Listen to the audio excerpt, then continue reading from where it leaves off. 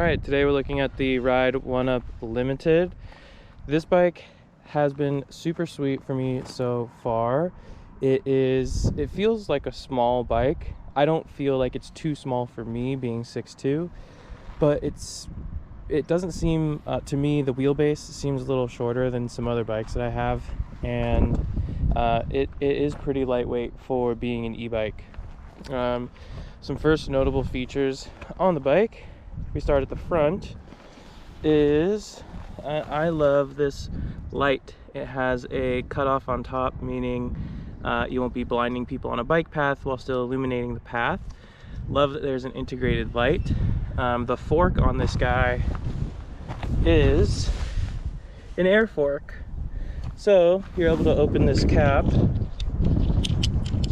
and attach a bike pump, or a shock pump rather, and pump up the shock to adjust it to whatever weight or terrain you are riding on. I guess if we come over here, we can look. We got big 180mm disc brakes with Tektro calipers and Tektro actuators. They are mineral oil brakes, so a little better than the cable actuated brakes. Up here in the cockpit, you got the standard Shimano thumb and pointer finger triggers for downshifting and upshifting. The Ride Up display I have found to be really nice. Let me see if I can cover it. You can see you can change this from voltage to percent. It gives you your speed, your trip, and your odometer. So this display is really nice. It's color on the Limited. It has like a nice Ride Up when you first turn it on. Here's the throttle. I like that the throttle is activated right when you turn on the bike. You don't have to be in a pedal assist mode to get the throttle to work. I think the Aventon bikes and whatnot, you have to activate a pedal assist mode. So I like that about this Up. The battery, it's an integrated battery here into the stem. It's not that big of a battery. I think it was something like 14 amp hours, and this is a 48 volt bike, which is not the highest voltage, but it is kind of in this higher level of performance e-bikes. 750 watt motor with a 48 volt system gives you a lot of power. Speaking of power, yeah, the motor is 750 watts, and it has the torque value of 100 newton meters, which it does feel very torquey, especially with the torque sensor on the pedals. I guess we'll start there. Go down here. I put on my Redshift Arclight pedals. These are pedals that turn on, light up, and no matter which way you are pedaling, the back is always going to be red and the front's always going to be white. I've got a video on these, put it up here, but I opted to put these pedals on here because I think I'll be riding this bike in the city a lot. When I got the bike, you had to install this front chainring, and you had to install it a specific way because of the torque sensor, is my understanding. But wasn't too hard to do at all. Up here, I put on this bottle cage, and it is, I'll put a link in the description for this. It's on Amazon. Basically, it's like a snowboard binding, and you can put in, like, you know, a Naglagene bottle or a hydro flask, or, you know, pretty much anything, and then you close it down and it tightens on the bottle, and it's not going anywhere. Super cool bottle cage that I will link in the description. Highly recommend this, because you can go to the liquor store, get a 40, get a Coca-Cola, whatever you want, and it's just gonna work in there. What's different on this bike as opposed to others is, nope, never mind. That's the motor wire and the shifting cable. I thought that was something about a torque sensor. Forget that. the derailleur is the Attilis by Shimano, which I think is like one step above their lowest quality derailleur. So this is very welcomed. The sprockets on the back are Shimano. I'm unsure what the teeth number is on these. Let's see. Nope, doesn't say. I will put all the specs on screen right now. Specs. Seat post is super long. As you can tell, the bottom of the frame right here is really low next to the pedals, which is what allows this bike to be used by people who are pretty short to people who are pretty tall. I'll put the height values on screen for what Ride One Up defines as pretty short, pretty tall. The seat's pretty comfortable. I like that it's not like a super fat seat, because fat seats, like very wide seats, create more surface area for your butt to hurt. And it's not too squishy, which also adds more surface area to what is going to be touching here. We don't want our butt to hurt. If we look in here, the motor is in the hub. That's why this is called a hub drive bike. And so this motor is 750 watts, probably has a peak output of 1,000 watts because I was seeing a sustained 800. And then we have another 180 millimeter rotor with Tektro disc brakes. And then something that I like about these sort of under $2,000 e-bikes is that they always come with kickstands. My specialized bikes, mountain bikes, gravel bikes, they don't really come with kickstands because they're trying to save weight. And the kickstand is always a very welcomed addition to a bike, especially one that you might be using to commute or one that you want to use as like a utility vehicle. I'm one of these people that really thinks that bikes we have an opportunity to use bikes as a tool to replace car trips. And so one of the things I will be doing with this bike is getting a rear rack. I'm unsure if I will use the Ride One Up rack or use like a Trek rack or something like that. That's just generic. And then I think I want to see if I can get some sort of front rack for this thing too. Not down here, but maybe like a basket or something. But I'm gonna take this thing for a ride, just for a ride with me, which is what I like to call my videos where I just set the GoPro to record and ride around town, ride some of my favorite trails. So come along, ride with me and see how this bike performs. Just for reference, I am 6'2", I am 200 and let's say 65 pounds right now. And yeah, so I'm on the bigger and heavier side of what this bike is rated for. It can handle more, but it's rated for up to 300 pounds. So when you're thinking about battery, when you're thinking about range, and when you're thinking about performance, those are all things to keep in mind. Anyway, let's take this thing out for a ride and yeah, see how we like it. So from here, I'm going to ride the bike around town a little bit, maybe stop at the store and grab a soda, and keep riding around and have you guys come ride with me. That's what I like to call these videos, where I just leave the camera rolling and take you guys along as I ride my bike. How about that? These tires are doing really well for how rocky it is on this little fire road here. See if I can angle the camera up just a bit. And we got a storm rolling in, a pretty big storm for California, so it is nice to have some water in the atmosphere, some moisture.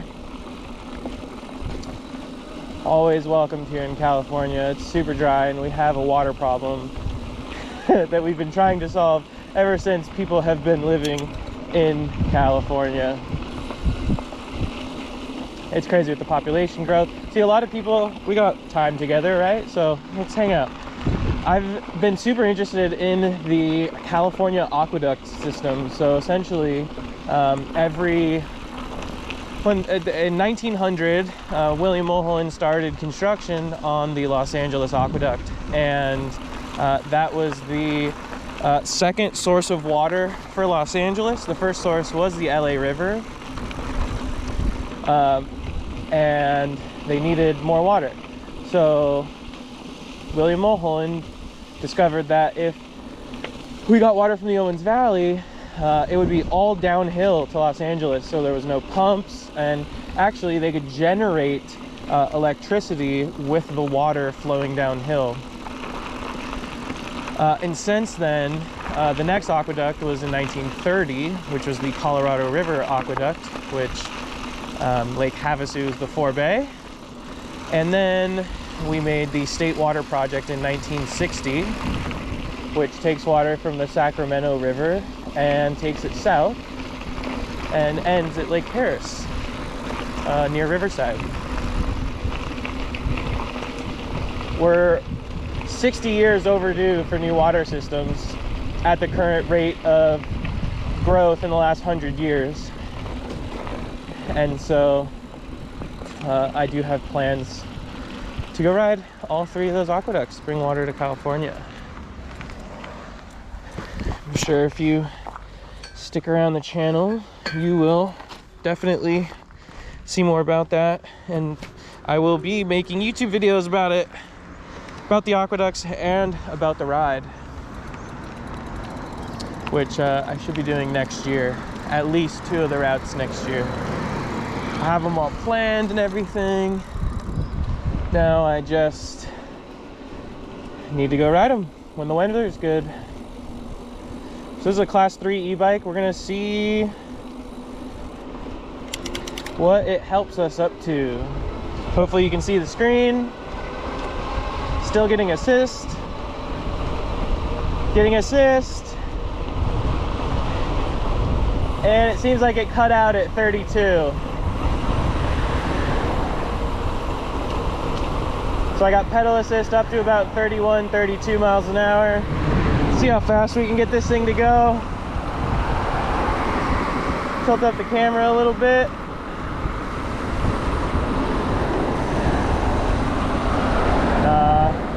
Not feeling like a speed record today, everyone. But this hill sure is fun. Especially if you're going straight. But I'm gonna be turning left. The bike seems pretty, it's fairly stable. The seat position for me is quite high, but I'm going 30 miles an hour and I don't feel unstable at all. Oh, storm's coming in. It's starting to get windy and starting to actually get cold. I feel like the clouds were holding in the warmth earlier. Now it's just cold all around.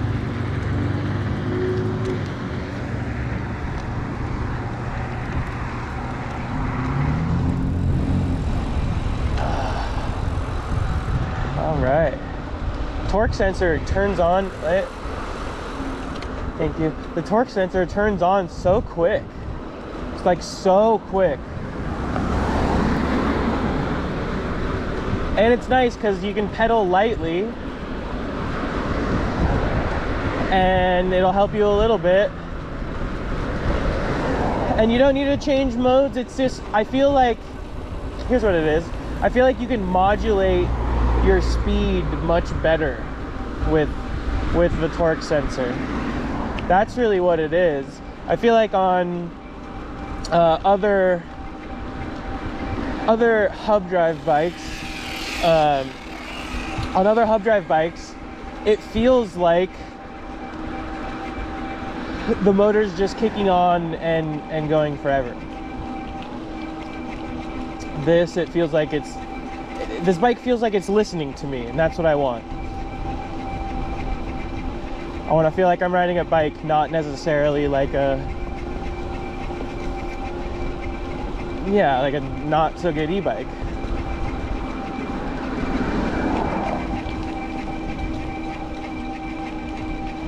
Yeah, you got a little bit of motor whine going on, but all expected. It's nothing I'm not expecting or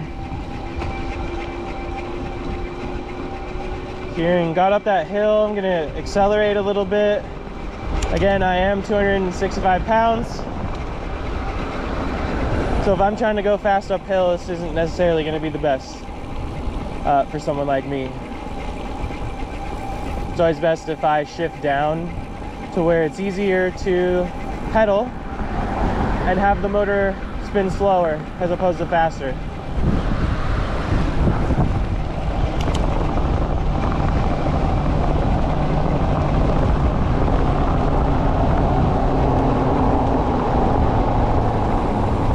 That was nice because this light was green and I wanted to get it. It's nice to know that this bike has the speed to get me there.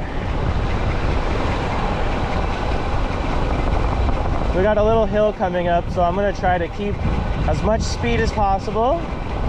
25, which is pretty reasonable. And you see we got a little hill here. Starting to feel a waterfall. Yeah, so I'm starting to slow down considerably, so I'm gonna shift down a couple times and give the motor 700, so I'm basically full power right now.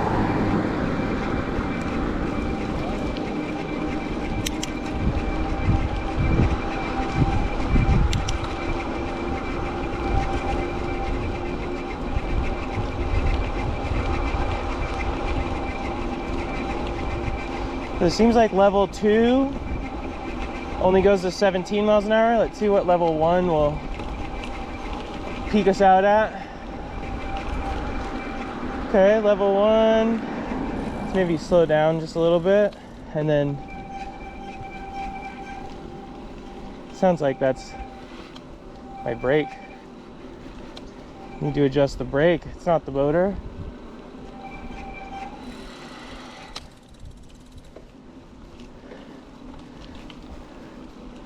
Well, we'll just deal with it, and I'll adjust my rotors after this video.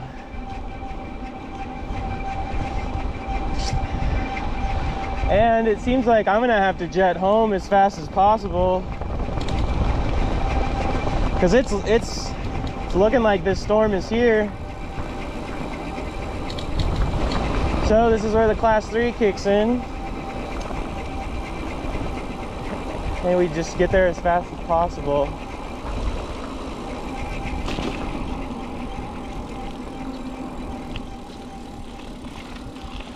All right.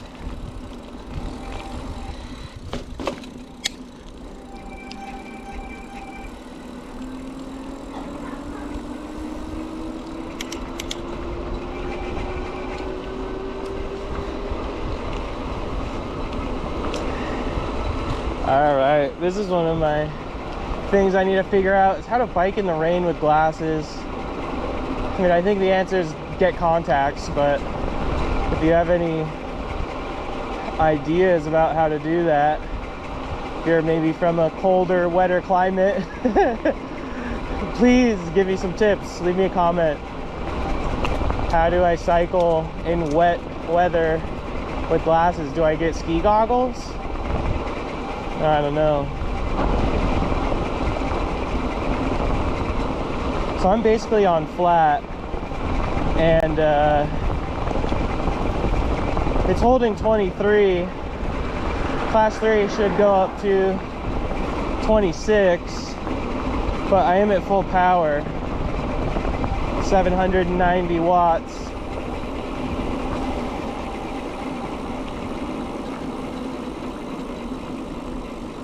Okay, we're gonna turn here, clear left, clear right.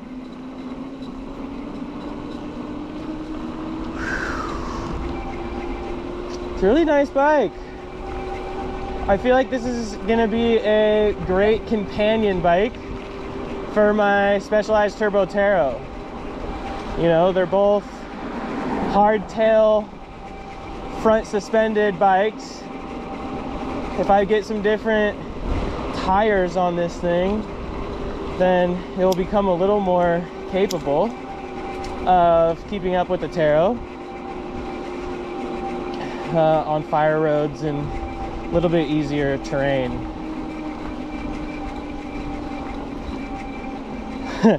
So the bike ships, if you look here, the percentage is already down to 40. But what's happening is I'm using peak power a lot, and so there's a computer inside, which is here. I'm clear left, clear right. There's a computer inside that is estimating the percentage based off the current used. So your voltage is always going to give you a more accurate reading of what your battery is. But if I'm riding this bike with other people, having a percentage gauge will be much better than having a voltage gauge. I can understand the voltage. I spend a lot of time in the drone industry looking at voltages for how long my drone was gonna fly. That's actually something I'm working on, a video about how I got started in the drone industry and what I did and where I'm at now.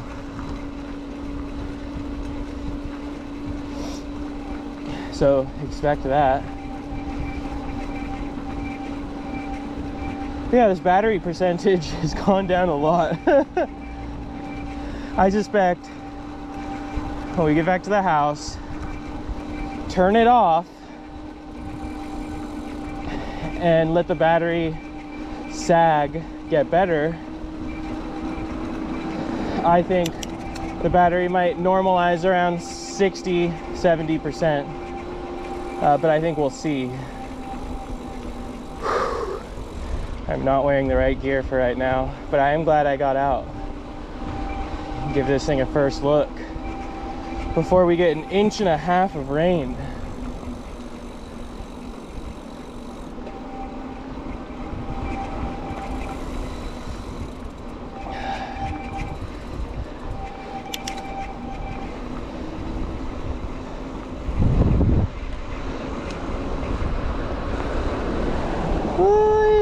Cold and wet.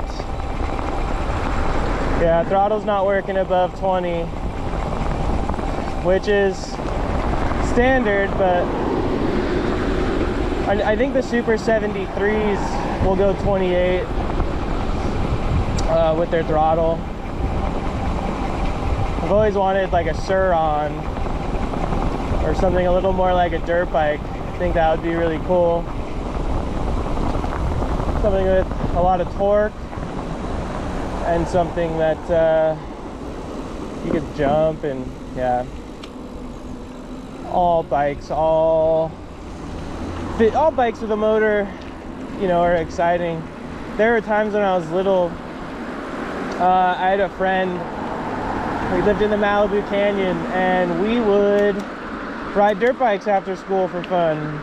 Dirt bikes and quads. If he had a Honda 70 and two 90 quads and a 50 quad, and that was a lot of fun, kind of living a free range childhood. I'm not trying to go fast, or the rain's kind of subsided. It is interesting that my battery percentage is at 27. Again, I think we'll see that starting to creep up a little bit once we stop riding and let the battery normalize a little bit. We're gonna kind of hang out through this neighborhood.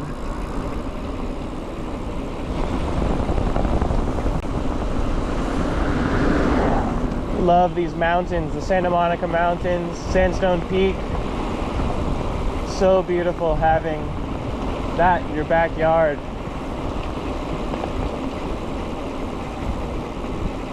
As much as I'm bummed that it's raining and I shouldn't be on the trails, for as much as I want to be riding, I'm very happy that we're getting some rain. It's very important and we need it.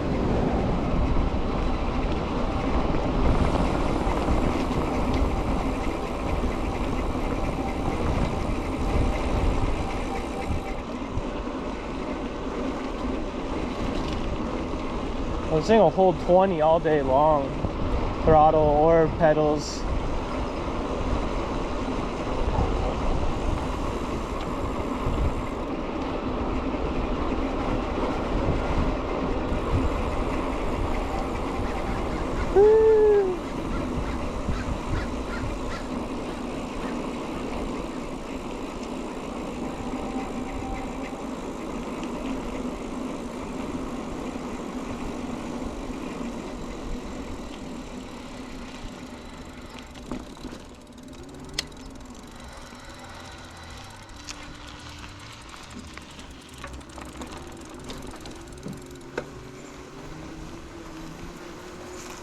Really touted as an all-terrain bike, but if you take any bike and you ride it off-road, it's an all-terrain bike, ain't it? Yeah, the motor is not loud at all. Very silent hum, actually. It's my front brake that's humming like giving a frequency. Well, rain cut this one a little short,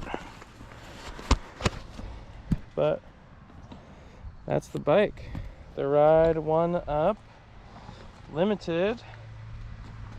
This bike is super awesome. I'm excited to keep riding it. I'm excited to take it with friends, put them on this while I'm riding my Turbo Taro. Seems like it's going to be a really great bike in the quiver. Great bike, you know, because when you have an e-bike, people don't want to ride bikes with you unless they're on an e-bike too. So this bike is pretty good for all different types of heights of riders, men, women, all different types of terrain, as you saw today. Great on the road, great off-road, and I'm excited to take this thing on some adventures. Thanks for watching another video. This is the first look at the Ride 1 Up Limited e-bike. Excited to take this thing on some adventures, show some people how much e-bikes have changed my life by letting them ride this one. Peace.